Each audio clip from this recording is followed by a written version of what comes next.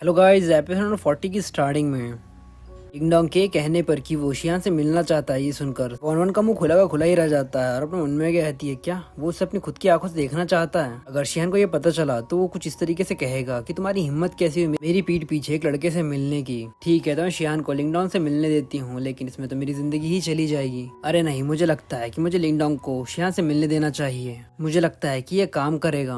वो लिंग डोंग से कहती है क्या तुम इस बात को लेकर श्योर हो कि एक बार जब तुम मेरे बॉयफ्रेंड को देख लोगे तो तुम मुझ पर गिव अप कर दोगे। लिंग डोंग कहता है बिल्कुल, जैसे तुमने कहा कि तुम्हारा बॉयफ्रेंड उतना सक्सेसफुल, अगर वो इतना सक्सेसफुल रहा और वो शीशा से ज्यादा हैंडसम रहा तो मैं तुम्हारा पीछा छोड़ दूंगा। वॉन कहती ठीक है, लेकिन मेरा बॉयफ्रेंड काफी बिजी रहता है, मैं उसे मैसेज भेजूंगी और तुम्हारे साथ मीटिंग उसकी अरेंज करवाऊंगी। और अपने मन में कहती है मुझे लगता है कि मैं किसी भी रैंडम बंदे को कहकर ये काम नहीं करवा सकती। इसके बाद हमें स्कूल के बाहर को दिखाया जाता है जहाँ पर वॉन और लिंग डोंग होते हैं। वॉन कहती है मैंने तुम्हें पहले ही कहा था मुझे तुम्हें बाहर तक छोड़ने की जरूरत नहीं है। लिंग डोंग कहता है मैं ऐसा कैसे नहीं करूंगा। आसपास के सारे स्टूडेंट ये देख कर बातें करने लगते हैं कि ये क्या हो रहा है वगैरह वगैरह। महंगे की भी ये सब कुछ देख रही है, जब मन में कहती है वो हॉस्पिटल गई थी गुयुजी का ध्यान रखने के लिए, लेकिन उसे कुछ भी नहीं हुआ। शियान ने उसका कुछ भी नहीं किया और उसे आज देखो जबकि वो सबका टेंशन भी ले रही है। वो कहती है वन वन तुम्हारे और लिंग डोंग के बीच में क्या चल रहा है। तभी वहाँ पर एक लड़की आ जाती है जो कहती है तुम किस बारे में बात कर रही हो। वो दोनों लड़कियां वन की पुरानी रूममेट होती है, एक का नाम होता है फ्रैंकिंग। वो कहती है क्या वो शीशा के बारे में सोचते हुए लिंग डोंग से फ्लर्टिंग नहीं कर रही है। दूसरी का नाम होता है जिंग यनर। वो कहती है तुम तो वक्त के साथ और भी ज्यादा बेशरम होते जा रही हो। मैंगे की कहती है यनर ऐसा मत कहो, वन वन ऐसी नहीं है, शायद वे सिर्फ दोस्त ही है।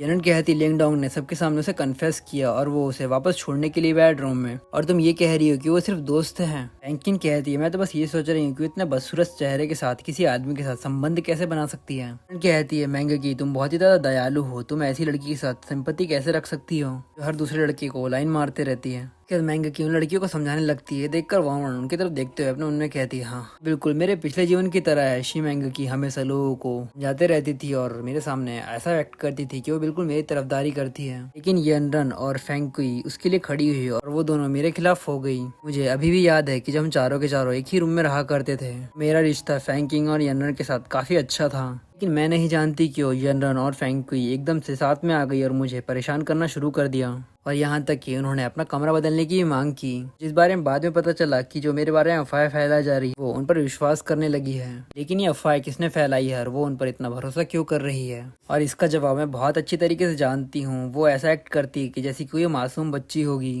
हमारा इंसानी दिल काफी काम करता है और तुमने कई सारे कनेक्शन भी बना कर रखे हैं। तुम लोगों को रोनती हो और अपने लक्ष्य की तरफ बढ़ती जाती हो, और जिंग यनरन और हम उन्हीं में से एक है। जिंग यनरन आगे चल के एक बहुत फेमस एक्ट्रेस बनेगी और उसके प्रभाव को कोई भी कम नहीं कर सकता।